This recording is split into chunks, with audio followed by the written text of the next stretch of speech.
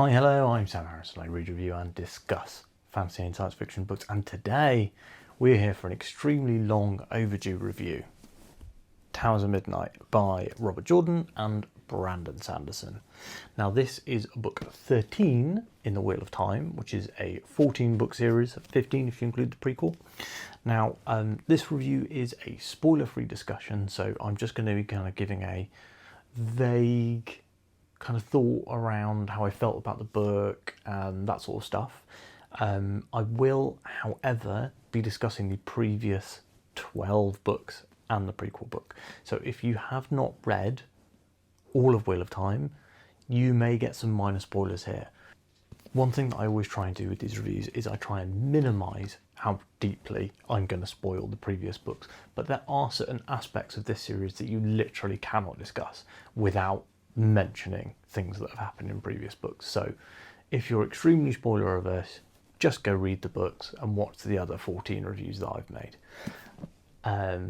Also, if you would like to hear me talk full in-deep spoilers, I actually do spoiler discussions once a month with my friend Matt, and this month is obviously going to be Towers of Midnight. We're recording that next week, so you'll have to wait until next week, essentially, is the end of that statement. But let's talk about Towers of Midnight. So I had heard through the grapevine that this was the best Sanderson Wheel of Time book, and I feel, having finished it, that it is not as good as the previous book, A Gathering Storm. The Gathering Storm? Gathering Storm? Whatever it was. Book 12. So I do feel like Gathering Storm is currently my favourite of the two Sanderson Wheel of Time books that I've read. There are lots of really excellent moments in this that genuinely really got me. We'll talk about these in the full spoiler discussion, but Perrin's stuff with the White Cloaks, the stuff in the tower, the Towers of Midnight, kind of important, so and I really enjoyed Rand's arc in this book, but for me, I think The Gathering Storm just did a bit more. And one of the big things I think that Sanderson was trying to do in Gathering Storm was wrap up a lot of storylines so he could take this baton and finish the relay of himself and Robert Jordan. And this book is great, and I think I would probably still end up rating it 5 stars. But I had a few issues. I say a few issues. There's kind of one major issue, and it's not major even, but there's one issue. So let's go into the book, and what I'm going to do first is talk a little bit about kind of characters, and then we'll go into plot stuff, and then we'll go into kind of overall wrap up sort of style thing. So characters wise, this is really a Perrin book. So interestingly, I kind of so because it's called Towers of Midnight, right? And we know that Matt is going to the Towers of Midnight, and they are built up across the book as being this massive, very confusing and the person who's been into them previously that we speak to spent months in there, and it's very built up. So I was kind of expecting all of Matt's story in this book to be basically set around the Towers of Midnight, which is not the case. I was expecting Matt to be the primary POV of this book, which is not the case. It's very much Perrin, and I was kind of expecting this to close off a lot of Matt storylines, and that it does. So we do still have some stuff left, but primarily this is a Perrin book. There is some great character development for Matt here, but again, primarily a Perrin book. So the first thing we're going to talk about is Perrin. Now, Perrin does a lot of stuff in this book that I kind of wish he had been doing since Lord of Chaos. So, for the previous few books, up until Knife of Dreams, Gathering Storm, Perrin had been one of the weaker characters. He was served really, really well in Great Hunt, Dragon Reborn, and particularly Shadow Rising. And then from then on, I feel like it's actually been quite... Jordan kind of sidelined him emotionally and kind of character development and like story-wise. So he was not really involved in the main story. He was just dealing with the Shido and dealing with Fael's capture. And really, I don't think we ever, like, it took him a long time to like come around and like exit that mode of being, and a lot of that happens across Gathering Storm and this book. And I can see why, if you were like a major Perrin fan, especially, the slog books would have been real rough road to hoe. These particular books, and like this book, does a lot for Perrin for me. He gets stuck back into the Wolf Brothers stuff, which I really, really liked. And I think that one of the big things about Perrin is kind of like his sense of like honour and right and wrong is very immutable. And he comes up against another character from the series, comes up against Galad, who has an extremely rigid and black and white sense of morality. And it's very interesting to see these two characters meet and cross swords, metaphorically and whatever. And I really, really enjoyed seeing all of Perrin's interactions with the White Cloaks, really. I thought that bringing that story full circle around from the beginning of the series, I thought that Perrin's, in particular, like his relationship with those, with Galad in particular, with Morghese, with Fael, all of which were really well explored in this book, and I think that they were great. One of my favourite chapters in the entire series is still from the worst book in the series, is the chapter where they go to So Harbour in Crossroads of Twilight, which is the worst book in the series. So they go to So Harbour in the Crossroads of Twilight, and that is a Perrin chapter. And I think that it's Perrin's unique point of view that makes that chapter even more, even better. And his unique point of view, things like being able to kind of sniff out the emotions of characters, to be able to see things from further away, to be able to hear things that are whispered, you know. All of that combines to making Perrin a really interesting point of view. And his supporting cast has been getting better and better across the books. I really liked Fael when she first debuted. I continued to like her more and more, especially even across the slog books. I did feel like the situation she's in, where she's, you know, enslaved in the slog books, went on way too long. But more from Perrin's side than from hers. Like, I thought that she did well, but that Perrin was really diminished by not having her around, because she's the most interesting character in his supporting cast. But now adding these other characters to his supporting cast and the people around Perrin, so like, you know, we've got Morghese there, we've got Galad there, we've got spending more time with like Talonvor, Basil Gill, people like that. Really, really liked that stuff. And I liked especially when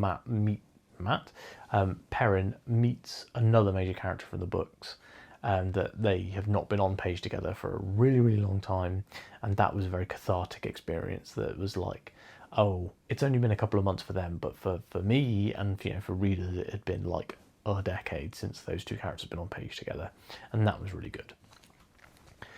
Moving on to Rand, I think that this book had an absolutely fantastic chapter 1 which was Rand coming down from Dragonmount at the end of the previous book. I really, really liked all of Rand's POV stuff. He has kind of fully embraced his nature, fully embraced being the dragon, fully embraced his memories of his past lives, and all in all, I think that the kind of integrated character I really, really like. I do worry a little bit that we have lost Rand in this new character, but because they are written incredibly differently, but then Rand has been written quite differently across the series, and I guess you would be different if the things that had happened to you happened to you, happened to Rand, happened to you, you know.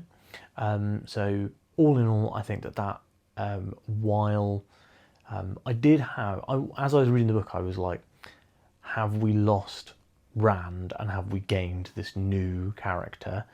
And I guess we kind of have, but I'm still holding off on saying that's a good or bad thing, if that makes sense. I really liked Rand across the series. I liked, specifically like being in his head and seeing how these things felt to him. Very unique experience that he's having. And unfortunately, I can't say yet whether I think that this new Rand is good. Is he new Coke or is he like Coke Zero? Do you know what I mean?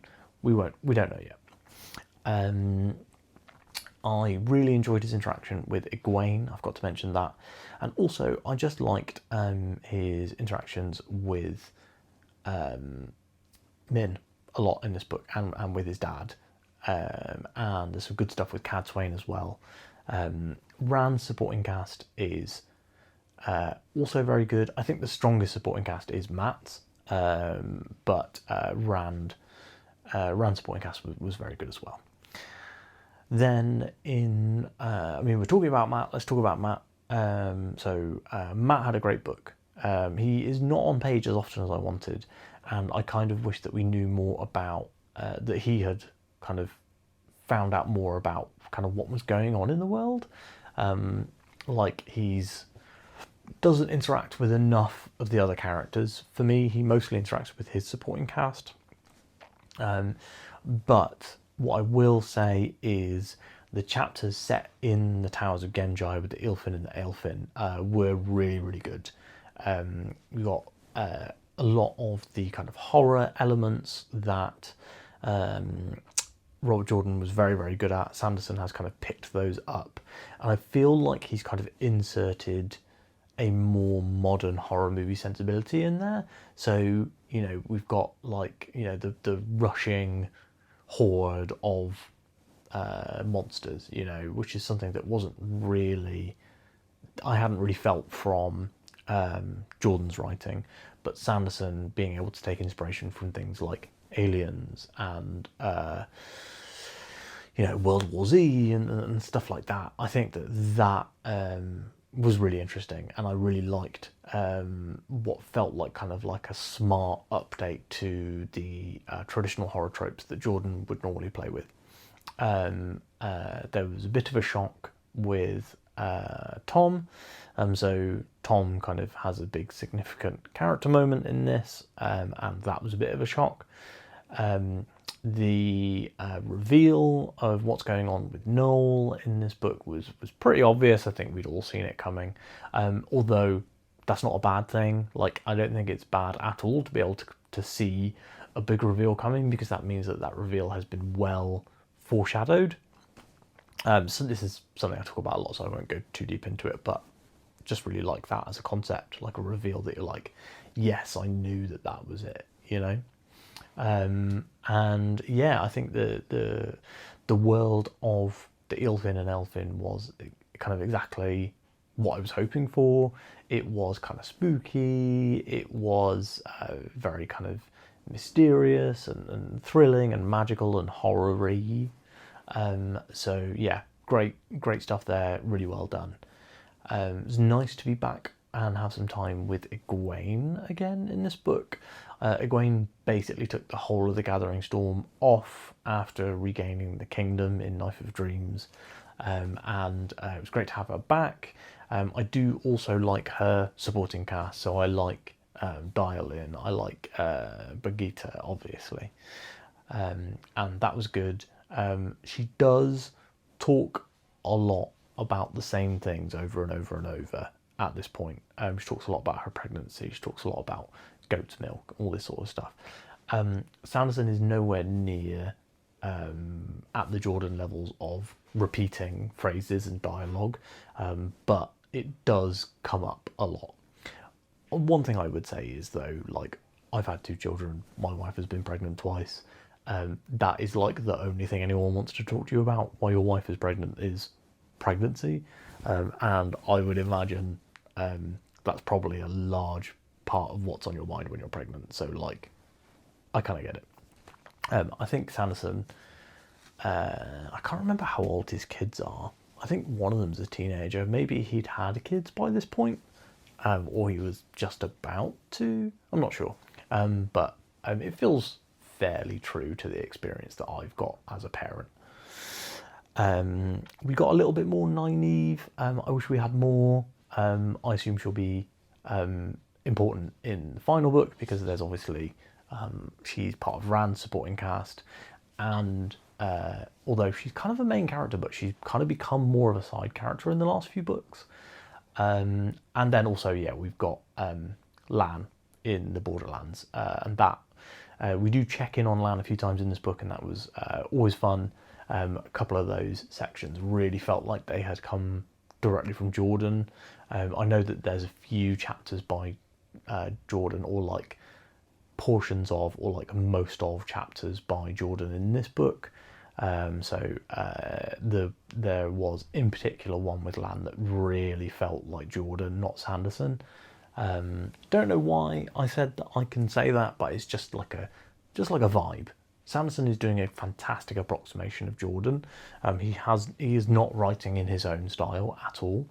And interestingly, I actually think that these might be Sanderson's best books. It's been a while since I've read anything from him apart from like Elantris and Wind and Truth, but I do think that these books are better than those books, if that makes sense. Egwene has some good time in this book. So Egwene is having issues with what's his name? This is not Galad, not Gabriel. No idea. Gawain. Apparently the fans hate Gawain. I thought that his POV chapters were really interesting because it really showed you how other people see our favourite characters, how other people see Egwene, and I really liked that. I thought Egwene, the times that she had on page in this book was really good.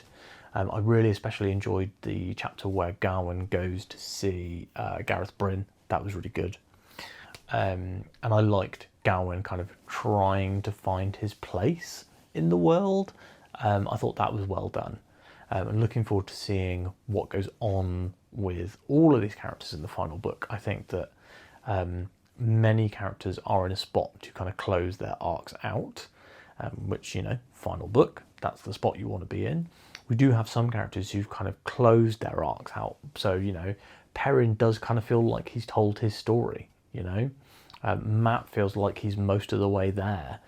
Rand feels like he's kind of at the end of the line. If not, you know, his arc feels basically finished.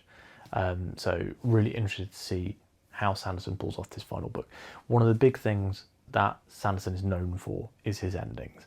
And working from the base of the Wheel of Time with his skill set as a good endings man, I do really think that this book will absolutely nail it. Really looking forward to it. What else is there to discuss? I think that's probably it, I'll be honest with you guys. Let's move on from characters now, and let's move into plot. So, not much movement by the light or the shadow in this one. This book is mostly prep.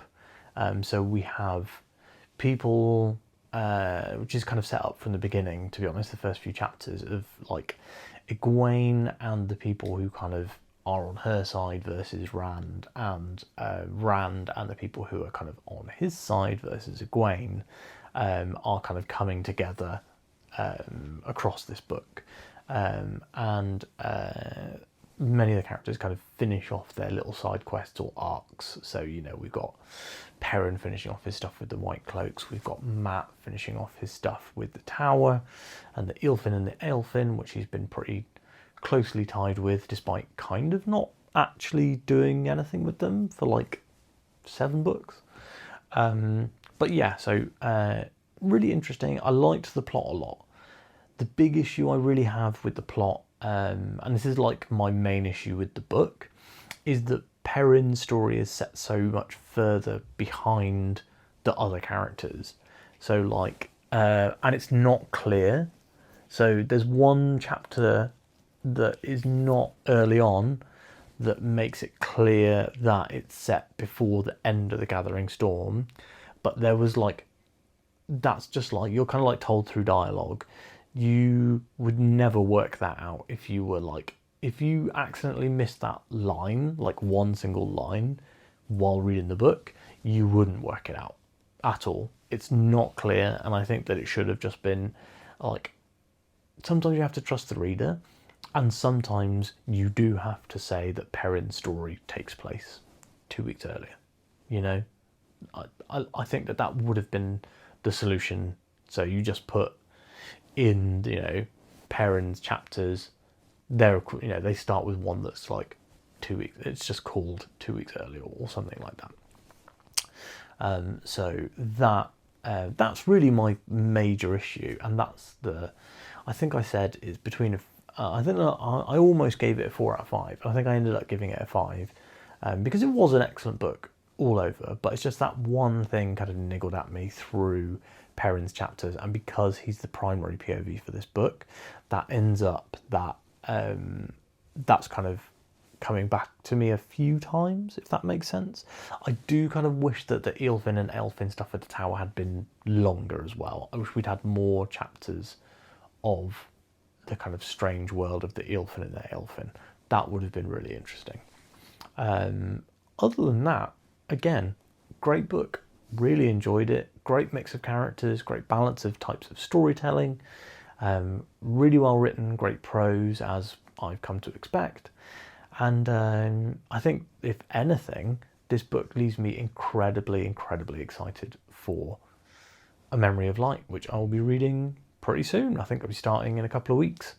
So if you've been on this journey with me and you've been reading these Wheel of Time books, please let me know in the comments below. I'd love to hear your thoughts, what you guys are hoping for from A Memory of Light.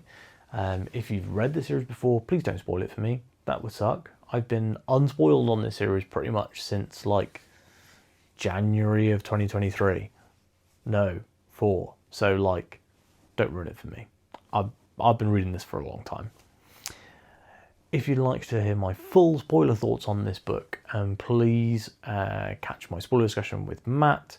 That will be earliest next Wednesday, but it may be the Wednesday after. Just depends on whether we get our act together and get it filmed.